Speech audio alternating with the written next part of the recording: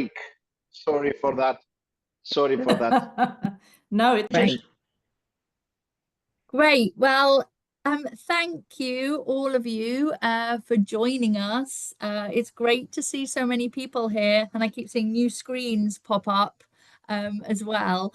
My name is Jo Crow. I'm Associate Director of Migration Mobilities Bristol, and I'm delighted to be chairing this online launch of our new edited collection, Rethinking Migration, Challenging Borders, Citizenship and Race, which was published just earlier this year by Bristol University Press. So we've got a packed conversation. We've got a lot to pack into our conversation today. To kickstart things, Bridget Anderson, Director of MMB, is going to say a few words as the volume's editor. Then we'll be hearing commentaries on the book from 3 colleagues in Germany, in Canada and in Brazil. After that, two of the authors are going to tell us a little bit about their experience of working on this collection. And then at the end, we're hoping if we stick to time, there should be a good 10 or 15 minutes for questions and comments. As we're going through, as you're listening, you can post comments and questions in the chat. A couple of other practical things before I hand over to Bridget. So yeah, please keep your cameras on if you would like to, if you're happy to, but if you could keep your mic off unless you're speaking, that would be great. The other thing to say is that we'll be recording the talks, but we'll stop the recording for the Q&A at the end. So without further ado then, I'll pass over to Bridget. Thanks, Jo, and thanks to everyone for coming. And welcome to the international launch of the MMB edited volume, Rethinking Migration, Challenging Borders, Citizenship and Race, published by Bristol University Press. So the book aims to help develop new thinking about migration and to make connections between migration and other academic, policy and activist fields. And so it's not, in that sense, policy irrelevant, but I think it does show how academic research can contribute to practice and to new thinking without conforming to a policy agenda or reifying policy categories. And it does that by situating what's conventionally understood as migration within the broader field of mobilities, and not just movement of people, but of goods, animals, policies, and ideas. All of the authors are or were, some of them betrayed us and left, from the University of Bristol and MMB members. So it showcases just some of the fabulous work done here at Bristol. And there are chapters done by people across lots of different departments.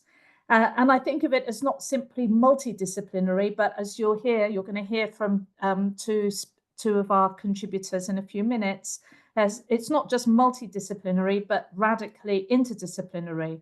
So we worked through many of the ideas in a couple of workshops, and authors co-authored introduction to their sections, meaning that they didn't just write alongside each other, but had to properly engage with each other's work.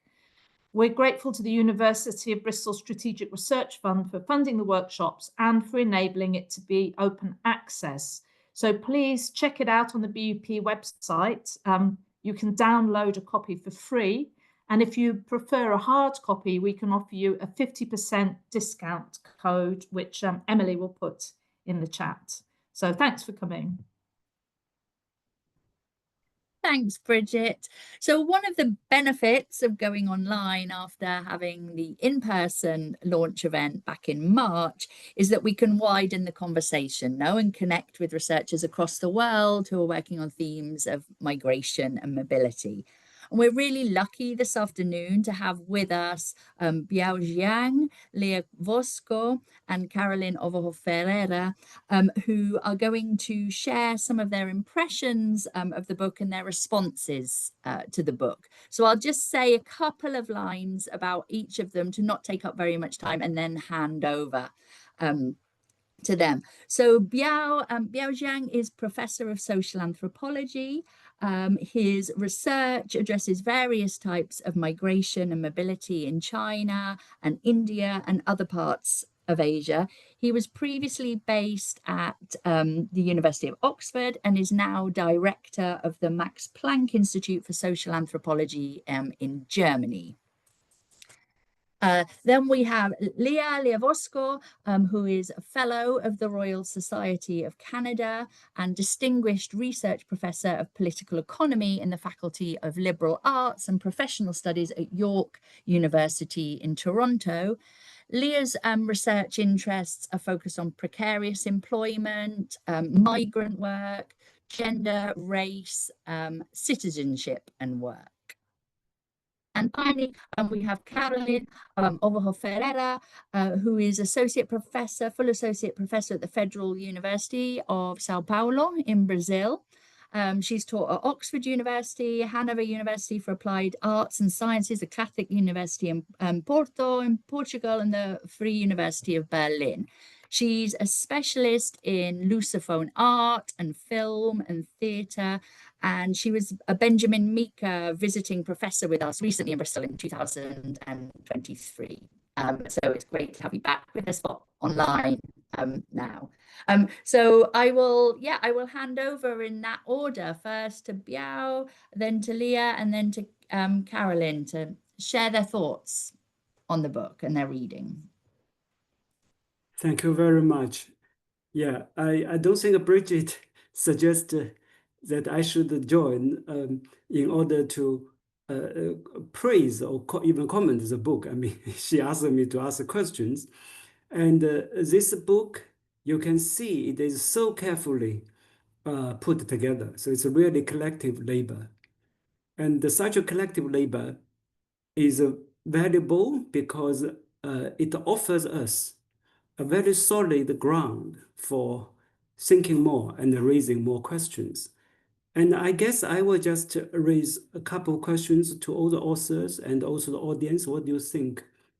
Partly based on this book, but also based on the general situation that we're facing regarding migration studies as well as social science in general. And the key to my question is the relation between two fields. The academic field, in particular, academic field of migration studies, and a battlefield in public debates and policy. My sense is that these two fields are moving away further and further from each other.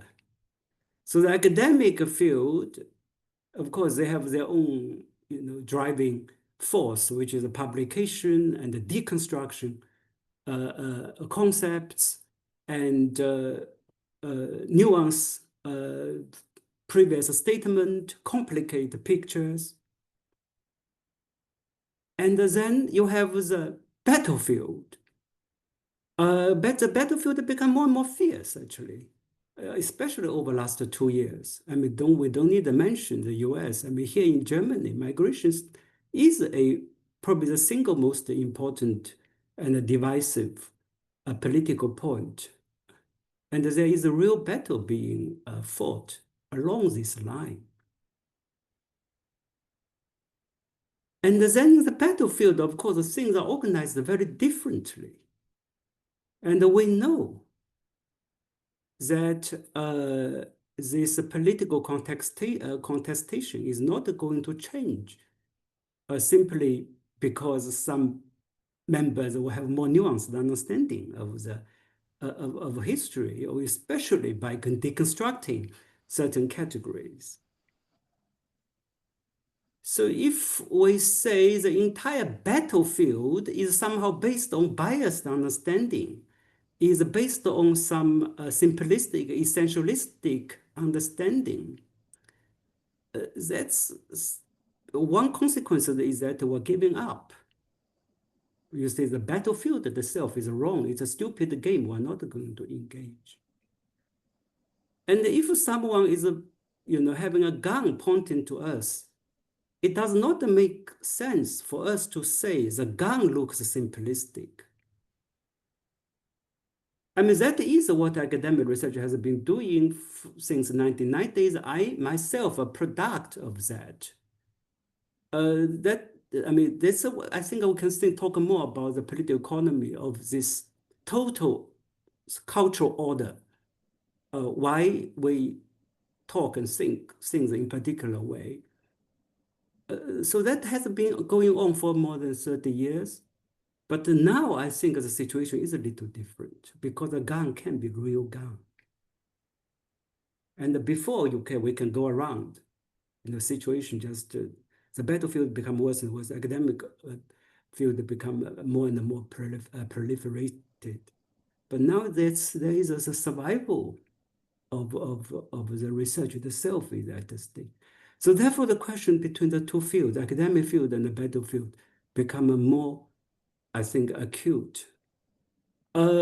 So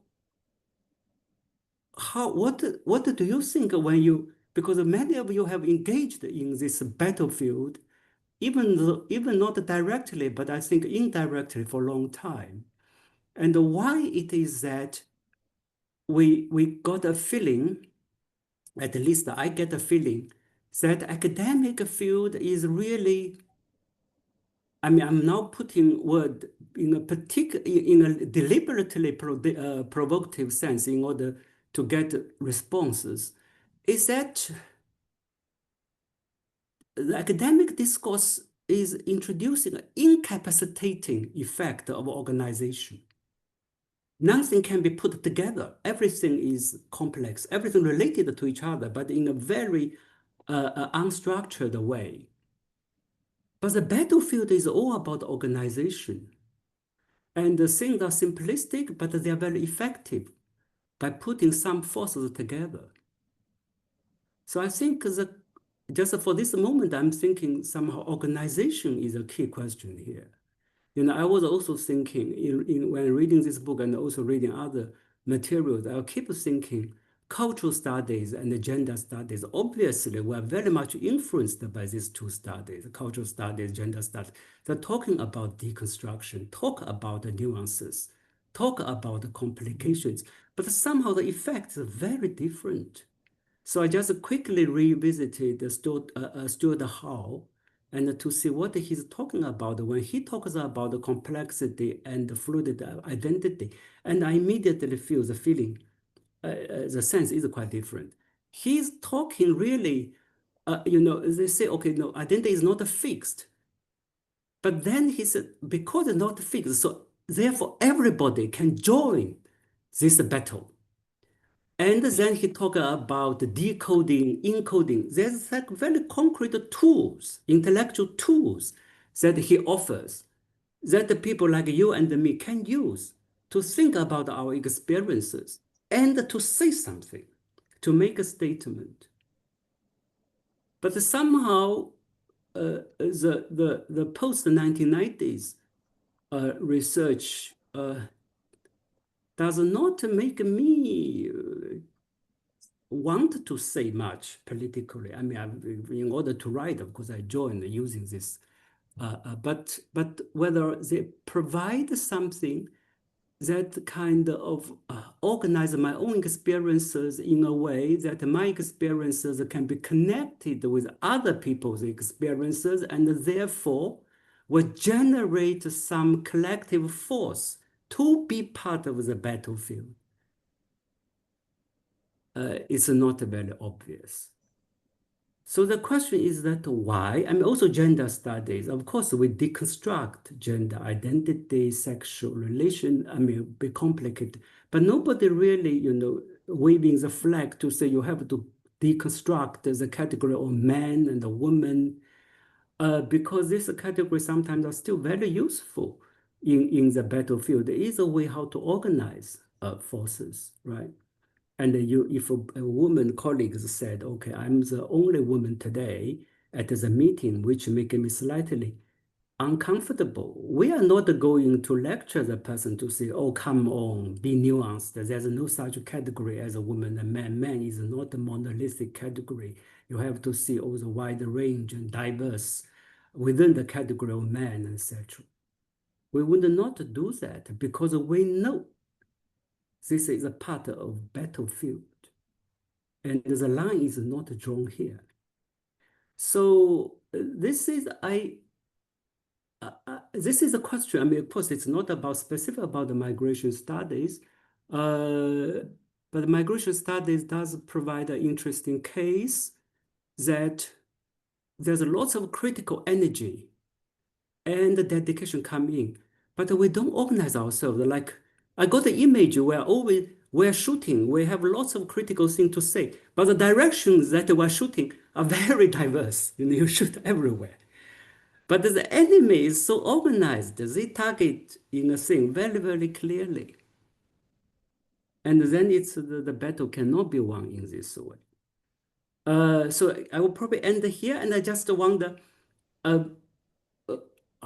why somehow, as if we lose the interest in organizing things, lose the interest of carrying out what is more important, what is less important, rather than to say, everything's connected, everything complex.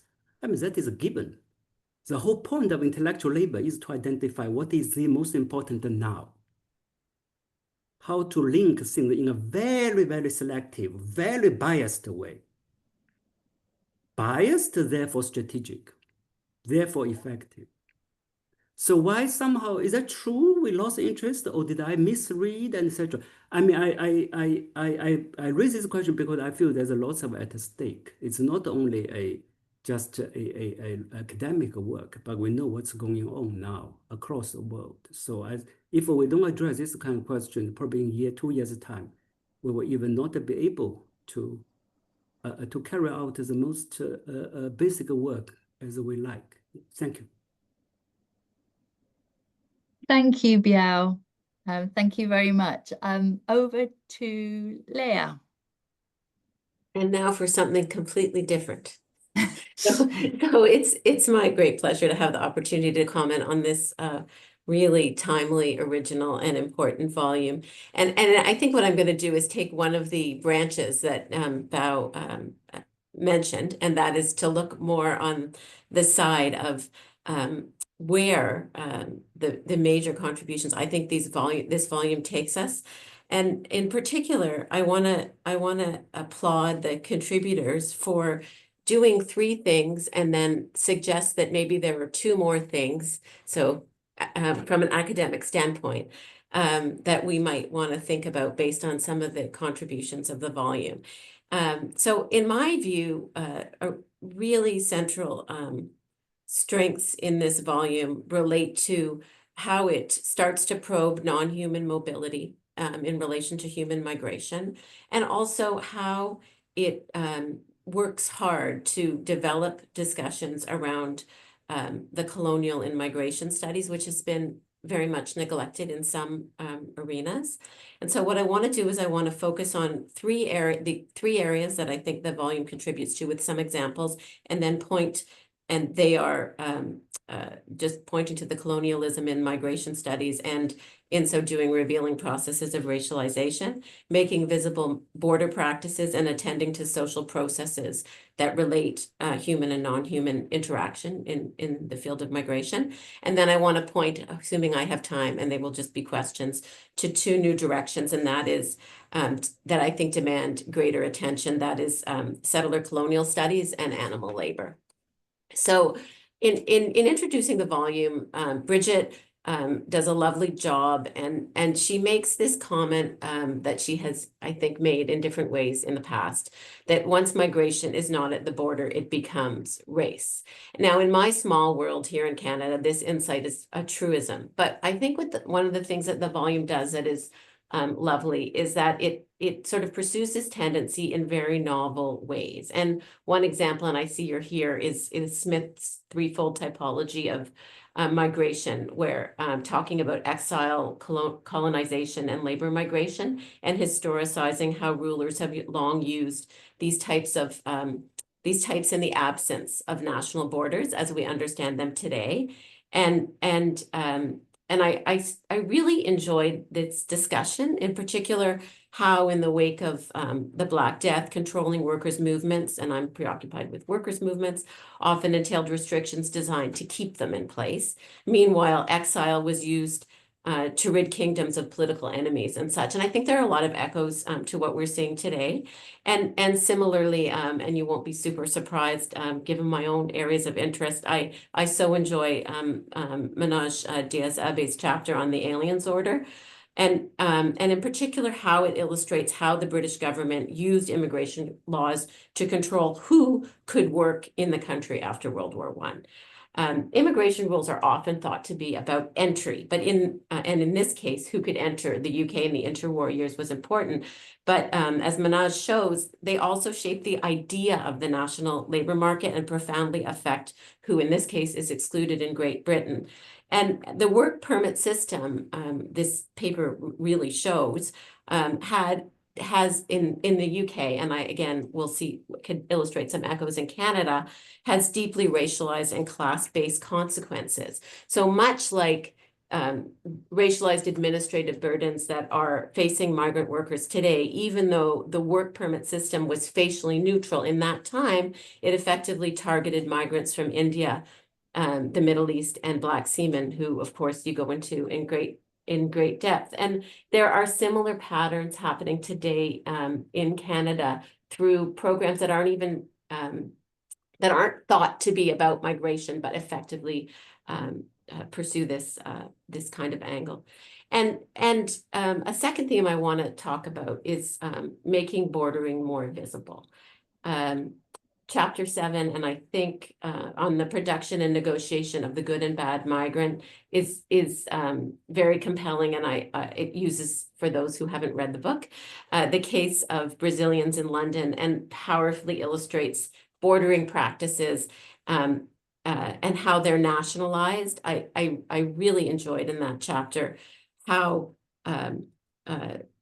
Martins Jr. exposes how processes of illegalization within communities in migrant receiving nation states reproduce racialized forms of othering.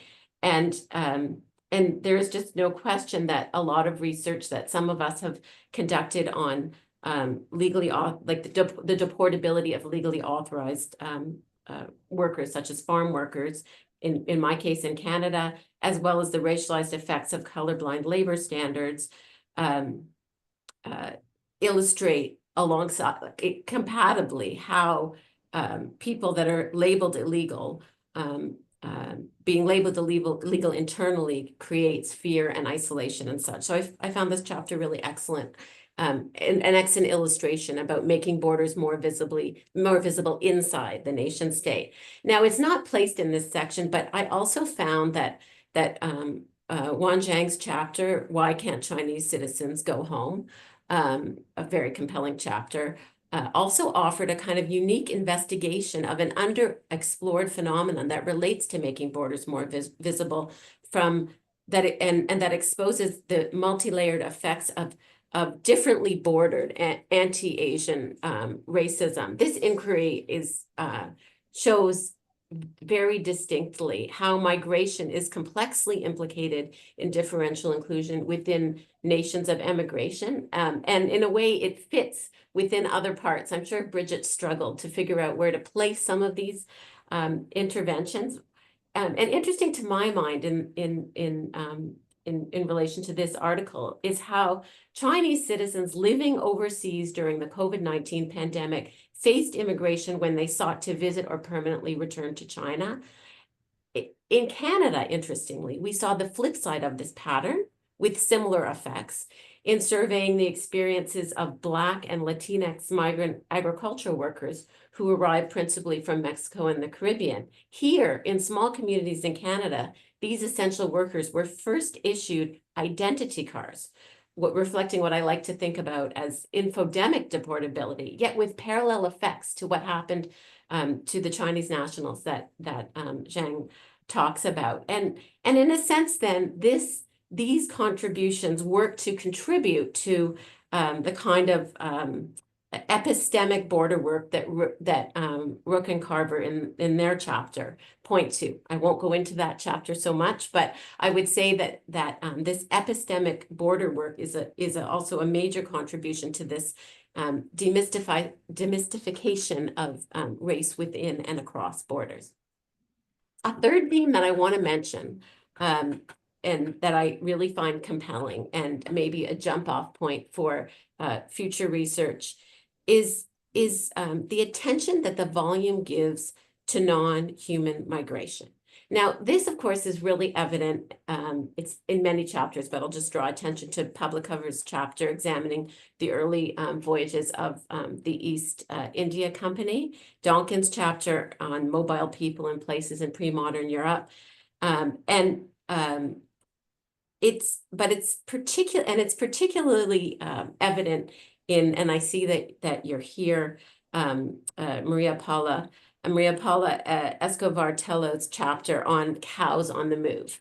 As somebody that studies in part migration among agricultural workers and is thinking through some of the trade sanctions that are facing Canada and facing other European countries, and has been drawn into to speak to what Biao was mentioning around some of our challenges at the level of policy, as someone that's also drawn into the debates that are happening here among policymakers about what to do about the US tariffs in agriculture. I think this chapter has a lot to say, to think about the animal passport and think in turn about turning animals into official subjects of migration and how these things are governed is at the intersection of, I think, policy and creative thinking around migration in a deeply interdisciplinary way. In particular, how human health and the market reproduce the global hierarchy of nation states, looking at Latin America and then thinking about Europe. I know I've been on a few remarkable meetings with people that are geneticists that are thinking about what to do about certain rules that are evolving in the context of NAFTA and US trade sanctions on the basis of standards that have long existed about migration. And of course, telling here is the example of how Colombia began to fight AMR in a manner that suited the local context before the UK, and just this insight that so often, because of the dominance of the market, the focus is on chasing the risk of resistance, this risk of resistance, as opposed to chasing resistant bacteria. And I think there are these similar processes of what policy chases that reflect this global racialized gendered hierarchy of nation states that's evident here, but apparent elsewhere. And of course, were we to fight AMR in a more collaborative manner, and similarly around the questions of trade and emergent issues that are at this nexus of policy and academe, and in a more collaborative way, if we had done this, then behaviors that let resistance grow would be perhaps minimized. So I said at the outset that I wanted to raise a couple more directions for future work, and I've read all the chapters. I find them all interesting. I was joking with Bridget at the outset that I could go on, and so if I haven't mentioned yours, it doesn't mean I didn't enjoy it or wouldn't want to engage with it, and I'm happy to share those with others going forward. But there are two directions that I think this volume sort of tinkers with at the edges, but doesn't go very far in that width, and they are first, paying greater attention to settler colonialism. Now, this is a volume that comes out of Britain, and I know that there's only so much that one can do, and it has major achievements. But I do wonder if some of the insights in this volume we could sort of apply to think about the displacement of Indigenous peoples and particularly with migration for employment, or with regard to ecological concerns, climate migration and such, and settlement in our analyses. Consider, for example, migrants laboring on Indigenous lands and also displaced Indigenous peoples engaging in migrant work and migration. And then a second area for research. I think someone's microphone might be on. And a second area of research that I think this volume really opens the door to is thinking about the relationship not only between migration and non-human I guess, living beings, but also how research on animal minds relates to research and labor, really relates to human migration. And I think in a sense, these two angles might bridge one another when one starts to think in a relational way in the sense that Indigenous feminist scholars are sort of drawing our attention to in terms of thinking about the land and the cosmos and thinking through these kind of questions from different epistemological standpoints. So I really appreciate the invitation to contribute to this conversation, and I so enjoyed the volume and all of your contributions. Thank you. Thank you very much, Leah. I'll hand over to Carolin now.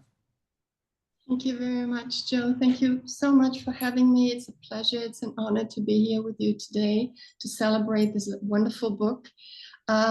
Congratulations to the editor, Bridget. You did a great job. It's a fantastic way of doing research, I would say. I'm a bit taken aback by what Biao said, and I would like to respond to it, but I'm going to follow my script, and I hope we can talk about it, because I do understand, and I think very much what Leah just said and how she closed her. It's a huge field. So I so much appreciate how you went to everybody in Bristol across the disciplines and talked to Lucy, Lawrence, Maria Paula, Brendan, Manoy, Angelo, Juan, Nariman, Florian, Holly, and Natasha, and Brid, and how you found all these different research which is being done, because I think this is a groundwork, and now you really have something to build on. So really congratulations for that, and for bringing up all these issues. And obviously there's so many more, and the question of indigenous and so colonialists. So, and I'm a migrant, and I've been a migrant for more than 30 years. I've lived in 6 countries and I've had 3 passports. So the book really shook me. It made me also return to Stuart Hall. It made me return to all sorts of other authors that are dear to me and who bring in a poetics. Because I think I don't know if you watched the news yesterday, the US President and Donald Trump, he was received as a guest in Saudi Arabia by the Crown Prince. And one of the first things he said was on migration. This is where the battlefield comes in. Because he said, oh, I've dealt with the issue, and there are now 9 people standing where thousands used to stand. So not only do we have a difficult, challenging concept, we have a concept or we have a being, an identity that people want extinct.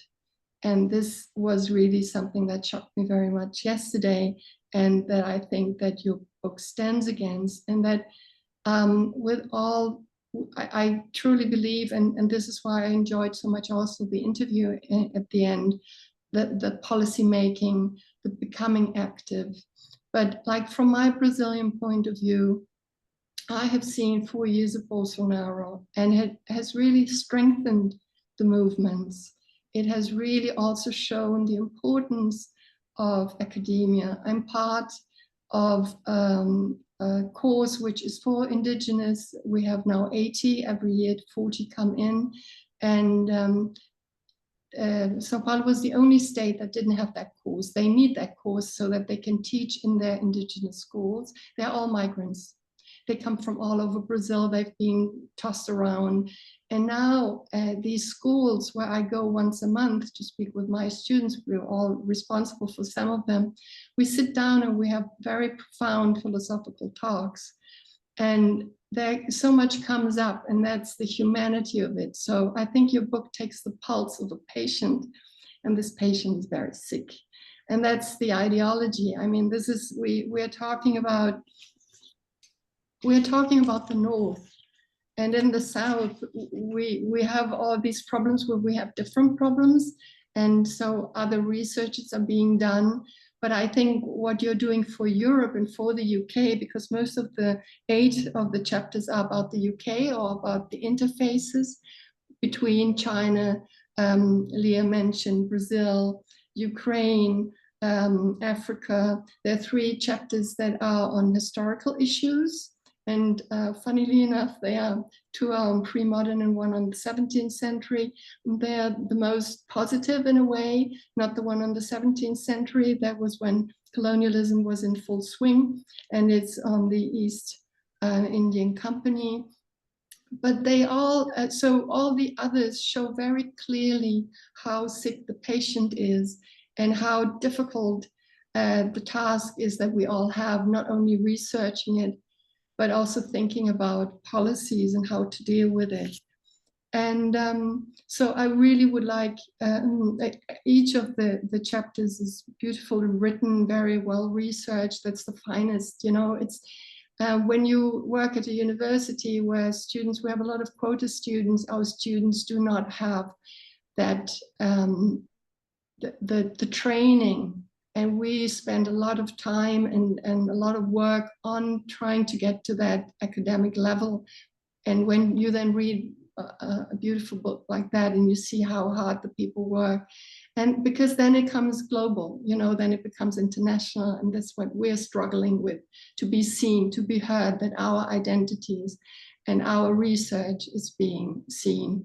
I was born in the North, so I have my networks, but still it's very difficult. I went to a conference in Germany November, a year and a half ago, and somebody put a finger in my face and said, "You are a white German, you cannot show these images, you cannot talk like this, you cannot do that." So all the 30 years of hard work learning the decolonial way were questioned. And this is why I so much appreciate your work. So I wanted to remember 3 authors who bring in a very humane and a very positive perspective. One is Edouard Glissant, the scholar and thinker from Martinique. I had never read him, and he was on my desk, so I read both books at the same time. He speaks of the poetics of relation. He speaks about a moment, which is also in the book, about the 17th century, when after colonialism and the slave trade, there is still the possibility to look at these horrors and believe in the poetics of relation. So what even though this all happened, what people have been able to do when coming together, he uses the word wandering, not migrating or movement. So when people come together, they want to meet the other. They want to learn from the other.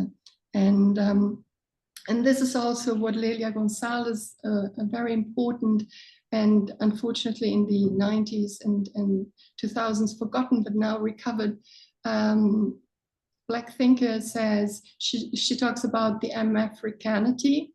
So I'm now talking about historical migration, forced migration. But this forced migration, in her understanding, created all the culture in the Americas. So again, she has a very positive outlook on migration, on movement, and on the encounter that this makes possible. And the third person would be Emmanuel Levinas, who has accompanied me ever since I worked in theater, where it's all about, or it used to be all about people engaging and talking. And his idea that when you come face to face with the other, you have a responsibility for the other. And so when I was reading the different chapters and their takes on identity and belonging, that was a little bit, of course, there's the question of mobility, of what is migration, of beings, of humans, of goods. There's the question of power. There's the question of the nation and the construction of the nation state. And the chapters, when you read them all together and the way you've put them together, they draw a panorama of what has happened in the UK. Of course, it's not like a chronological. So there's these two moments that are historical. One is about Rome, it's about the Germans and how they really tried to establish their identity. So the need of the human being to belong, to create brotherhoods so that they don't feel that they are other, that they are among themselves. But then again, also the identity as a plural identity. And all your chapters show that this is not a given, and it is actually something that is taken away from us. I cannot be at the same time Brazilian, Austrian, and German. I have to decide which side I'm on. That's where the battlefield comes in. That's what the world has become because of the lack of humanity. And I think we in the humanities, also in the other areas that we work in, this is what we can work on and what we are working on. So I wanted to walk through each of the chapters, but I think I'm probably already out of time. So thank you again.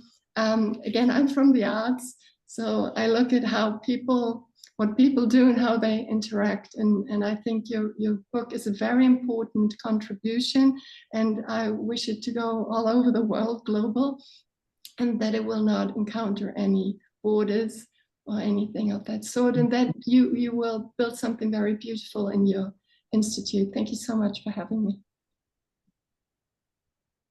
Thank you so much, Carolin.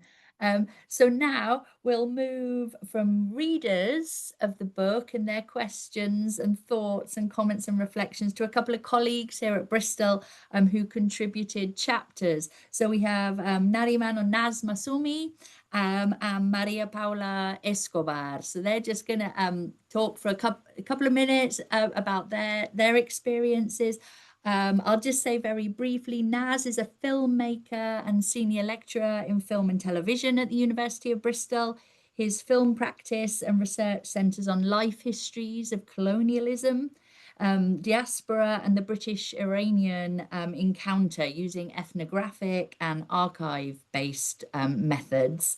And Maria Paula is a senior lecturer at the Bristol Veterinary School. She works on farm animal science from the perspective of human geography, exploring tensions and intersections between livestock farming, conservation, and environment.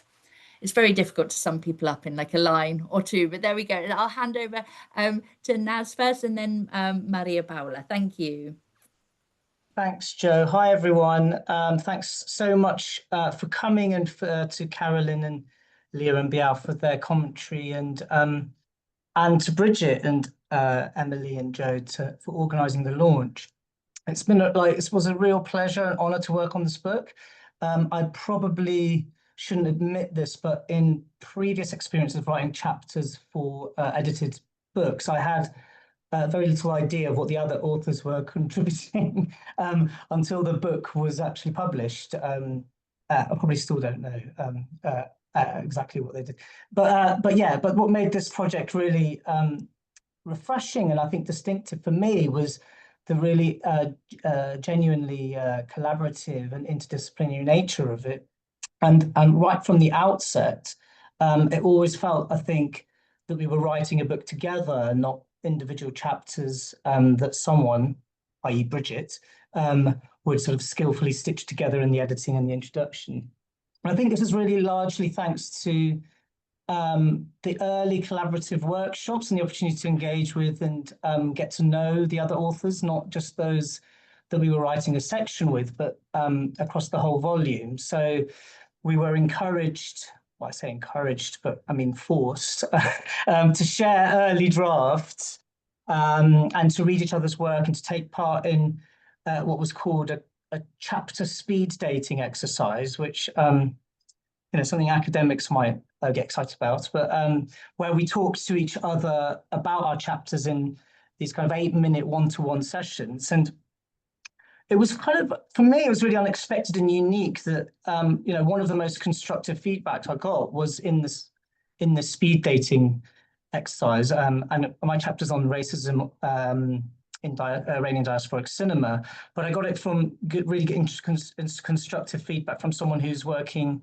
on the movement of soil from 17th century cemeteries. That's Lucy Donkin, by the way. Thanks, Lucy. But yeah, I found that really kind of unique in terms of my experience of working with other disciplines.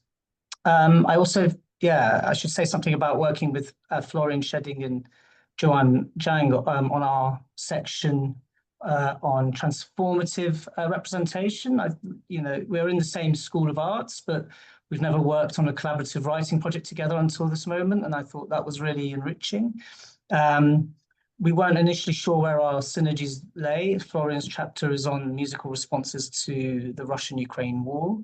Joanne's mentioned earlier is on politicized constructions of citizenship, on overseas Chinese returning home from the COVID-19 pandemic, and mine is on the politics of belonging in the Iranian diasporic animation Persepolis. But really through discussion, and we discovered we were all really wrestling with a kind of a critical perspective on the notion of voice in migration and representation, how migrant voices are articulated or represented or silenced, and who does the voicing and on what terms these voices are listened to. And we also became really aware of our shared status, not just as academics and co-authors, but also as migrants or being labeled as such.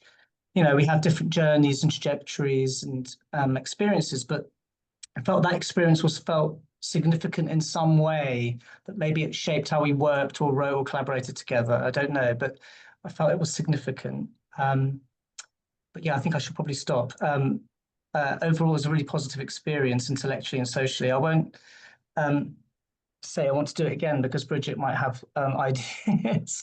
But I really missed the collaboration, and I hope this book makes some contribution to debates. Thanks, Naz. Over to you, Maria Paula. Thank you very much. Thank you for the invitation, and thank you for those very inspiring initial comments from our panelists, and for the very kind words about my chapter. Thank you very much, Leah. I'm going to read my little speech. So when I first joined the MMB, I was asked to write a profile about me and my research. And I remember getting really carried away thinking about how I have moved countries, disciplines, topics, and which borders, metaphorical and not, have I crossed and pushed. And Emily did a wonderful job of paring down my 300 and something words to a condensed, succinct, very measured short paragraph. And Bridget had to accomplish a similar task, although at a much bigger scale, when she took the risk of inviting me to write a chapter for the volume we were launching today online. It was not so much that I had more words than we were allowed,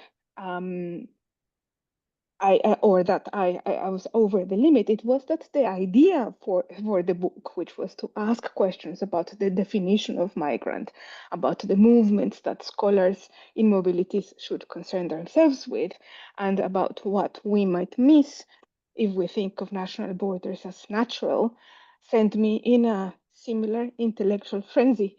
And I wanted to write about all of the thoughts that I had been chewing on for a while, and that the invitation seemed to galvanize onto pen and paper. So I was, really buzzing with excitement. And the commitment to new thinking and intellectual stimulation is what characterizes the Institute, and it transpires really in the book.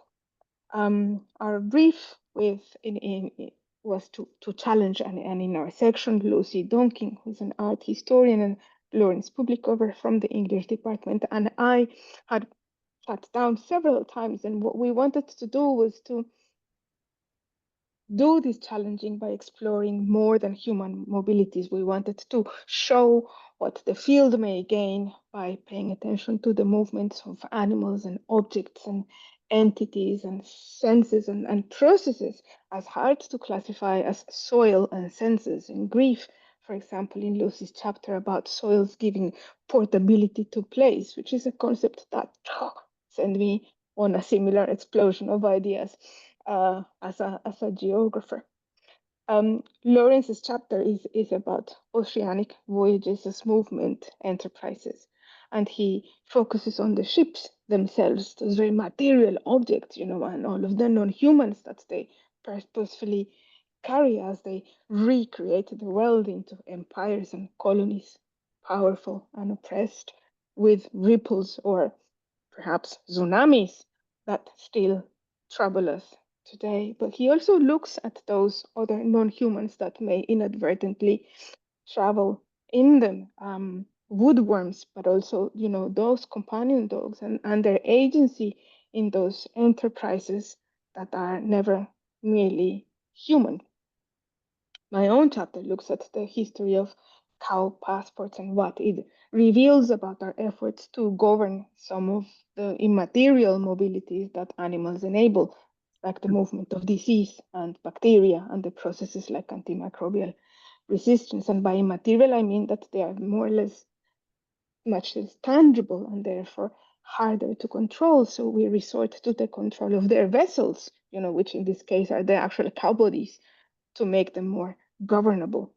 And this interest in materiality brings me then to look at the mobilities of policies themselves. I look at the objects that make policies movable and at how they transform and succeed or fail as they cross borders. And this has been an enriching, motivating experience. I have learned from my colleagues and definitely from Bridget, of course. This is an adventurous book committed to social justice, which is just in the spirit of MMB. And I look forward to more. I did not give Bridget or Emily an opportunity to edit this little speech, and I'm sure I'm already over the limit, but I hope that my enthusiasm for the Institute and the book is contagious. So yeah, thank you. You're perfect for timing there. Thank you very much, Maria Paula and Naz. So we only have we only have just 5 minutes until the hour. We can probably run over by a couple of minutes. I can see